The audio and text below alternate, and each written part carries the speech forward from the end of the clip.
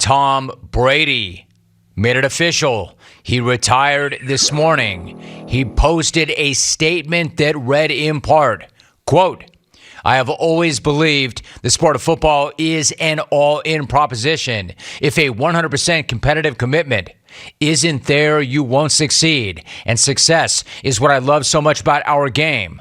There is a physical, mental, and emotional challenge every single day that has allowed me to maximize my highest potential, and I've tried my very best these past 22 years. There are no shortcuts to success on the field or in life.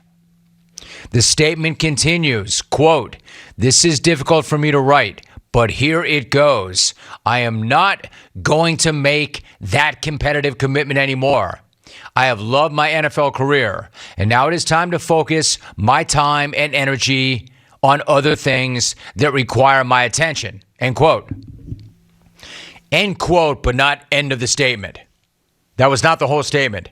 In fact, the statement went on and on and on and on. 8 pages on Instagram. There was the first page, and then there was the second page that spent more time on the decision, and he thanked his teammates in Tampa Bay. Then there was a page for Bucs fans, the city of Tampa, and entire Tampa, St. Petersburg region, and the Glazer family. Then there was one for the Bucs GM, Bruce Arians, and the rest of the Bucs coaches. Then there was a page for Bucs staffers, his trainer, and his representatives. Then there was one for his parents, his wife, and kids. Then another page of reflection. Then a page plugging his businesses. Hey, yo, dude. Hey, GOAT. Do you think you got it all in there, GOAT? Ease up, dude. You're retiring from the NFL, not declaring your independence from England. This guy's treating his retirement announcement like he's discovered the origin of the universe. A few sentences will suffice, my guy. The way he was going through the Bucs organization, I kept waiting for a page on the Bucs team history. Thank you, James Wilder, Hardy Nickerson, Derek Brooks, Mike Allstott. I mean, nothing for the mascot? Nothing for Simeon Rice? And weirdly, nothing at all for the Patriots. Now, I guess that he would say that he already thanked them in the past, but it was kind of interesting to note that in all of those pages, the Bucs got a whole lot more love than the Pats. Here's my overall reaction, however, to that retirement. Good. He's the greatest quarterback in NFL history. That's just a fact. He is the GOAT, the greatest quarterback in NFL history. The thing about his greatness is, I don't need to run down a list of the accomplishments. If you want to argue that he's not the greatest of all time, then that's on you, not him. I mean, you're pretty much just a hater at that point if you're going to argue that point. He is the GOAT. There's no debate there. He is the GOAT. So my reaction to the greatest retiring is good. I'm glad.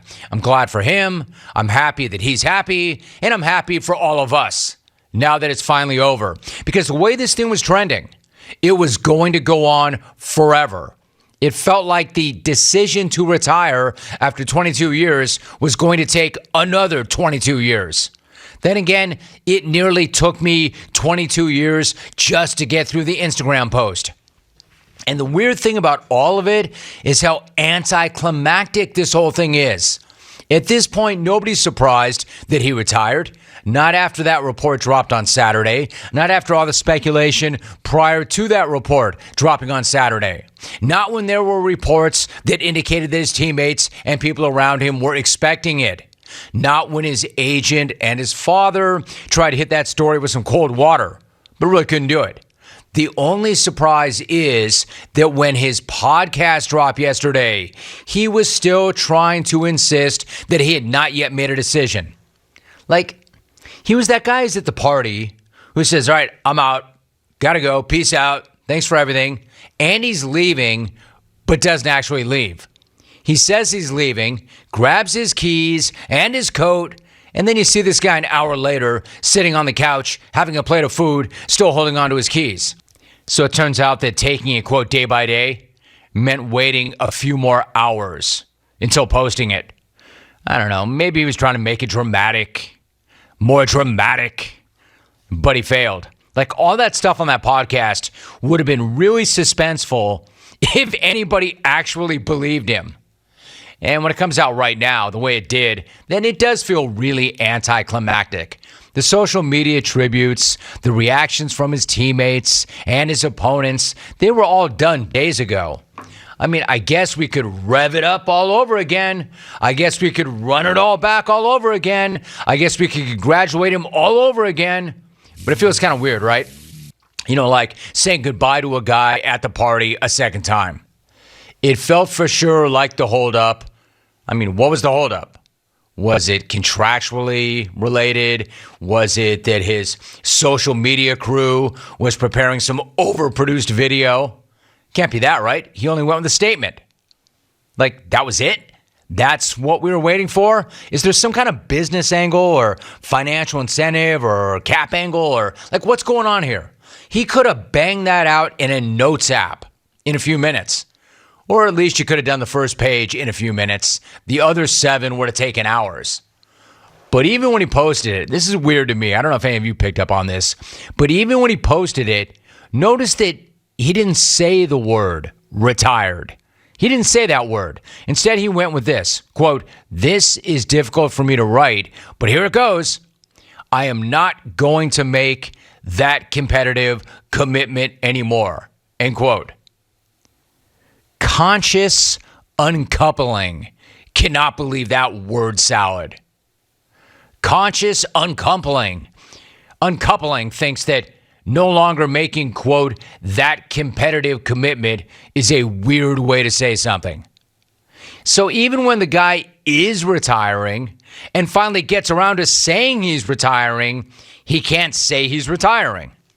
I mean, as tedious as that statement was, at least it is something, right? Because the way this guy had been trending as of yesterday was that it was just getting started on this process, and my man was going to go all Brett Favre with it and drag it out for weeks and months.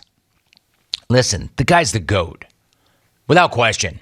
Tom Brady had an absolutely sensational career. The best ever. Now, I know you clones. And even as I know you clones, I'm not going to lie. It is kind of annoying. And I'll tell you why. 1, the way he did it. But 2, even more so, you know I was all ready to talk Golden Corral steak brawl this morning.